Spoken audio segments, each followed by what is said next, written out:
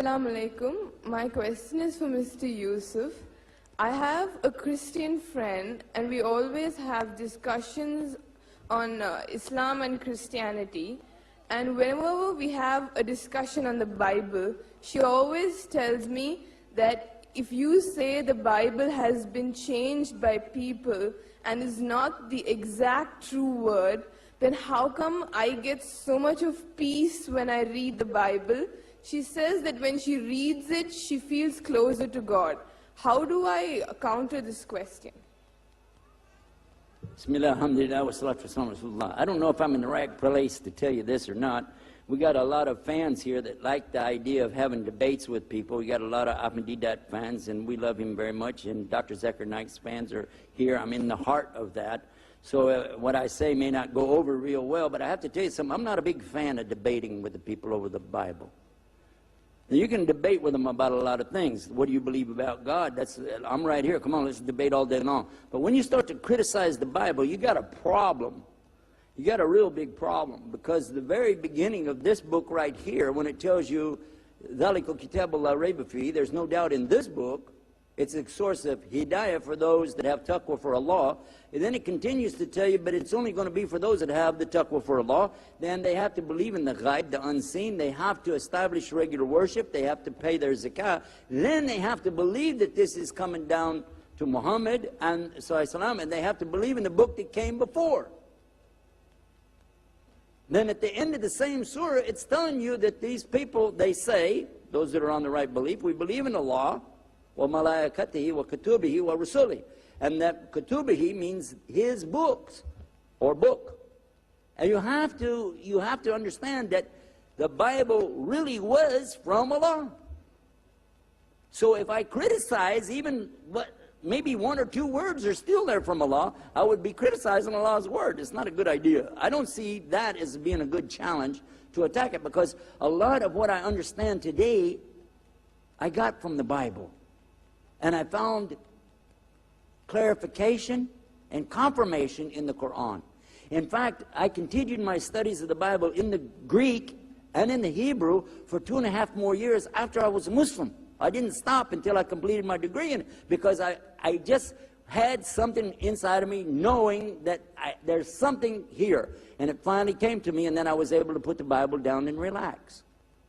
I found out there really is no contradiction in the Bible, except where it contradicts itself. Duh.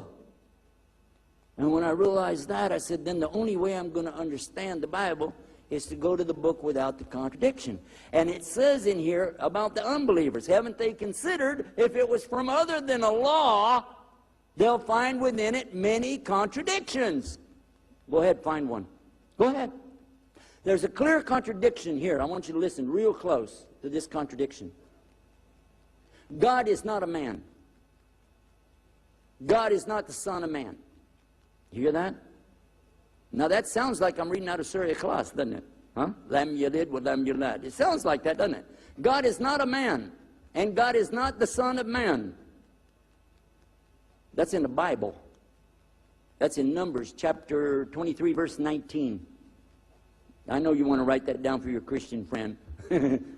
Go and show them it's in the Old Testament, Numbers chapter 23, verse 19. Then take them up to the New Testament in Luke chapter, 3, chapter 3, last verse, 38. Look at it. The last verse said Enos is the son of Seth.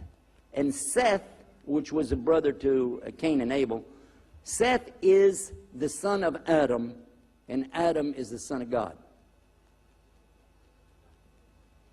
Who? Adam is the son of God. Now their argument will be, yeah, but that has a little s. And when we talk about Jesus, we use a big S. I got news for you. In the Semitic languages, which includes Arabic, Aramaic, Hebrew, there are no capital letters. There's no upper lowercase letters. So that's a moot point. It doesn't work. But what I suggest you to do is don't don't try to upset her. Let me explain why, the overall picture of this.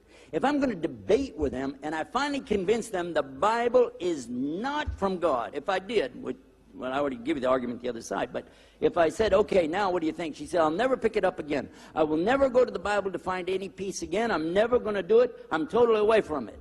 Do you think that makes her a Muslim? That's not called a Shahada, is it? Is it? It sounded to me like she left something, but you didn't give her anything. So what I do is try to encourage them to read in the Quran. What do you think it is that she likes to read? I'll tell you what it probably is. She's probably reading Psalms. She could be reading out of Jeremiah. She could be reading Ecclesiastes. All of these have very good parables and teachings in there. Some are so much like the Sunnah of Muhammad sallallahu alaihi wasallam, you'd be surprised. The one in there about how do you worry about the speck in somebody else's eye when you have a log in your own eye is from the Sunnah as well as from the Bible. The one about the camel going through the door thing, again, the same thing. So a lot of the things, if you're going to criticize the Bible, you're criticizing the Quran and the Sunnah both. So I really encourage you to find what's good about what she says and encourage her to consider what Islam says, the same thing. The Bible says God is one. It says it real clear. So why do I want to argue with her about that? That wouldn't make sense. The example, chapter 12, verse 29 in Mark, they asked Jesus about, oh, good master, what's the greatest commandment? And he said, according to what survives of the Bible today, he tells them, know, O Israel. Because remember, according to him, he only came to the lost sheep of the tribe of Israel. Know, O Israel, the Lord thy God is one Lord. And you have to worship him with all your heart and all your love and all your might. So if this is a teaching that they have, what do I have that's different than that? Do I want to attack them on exactly... I convince them, put all that out of your mind, and then come over to me, and I'm going to reteach you the same thing again. That doesn't make any sense. And you're like cutting somebody off and sinking their ship and not giving them anywhere to go. As Sheikh Jafar was telling us before when we talked about building bridges, he said, you don't have to build any bridges. The bridges are there. Just have to help the people clear the way to see that get on the bridge and come on over to Islam. Because you got to remember that the best of the Christians are coming into Islam because they're doing what their book told them to do, which we mentioned earlier, and that is to submit to God on his terms and ask, oh God, your will be done on earth as it is in heaven. If they're sincere about that, what's the logical conclusion? The Bible tells them, I didn't mean to turn this into a speech. You want me to stop here? Yeah, I'll wrap that up there. Then another time we'll go on and I'll tell you the rest of that one. The idea is, though, don't make a big deal out of it. Don't attack their book and attack them. They're the closest to us, really, and I'd like to see them know more about us. Take it easy. It might take them a long time. My dad was a hard sell. He was not easy. He was a hard sell case, but he made his shahada. So just be patient with her. Pray for her, and it's Allah that's going to guide her, not you anyway. Okay, jazakumullah khair.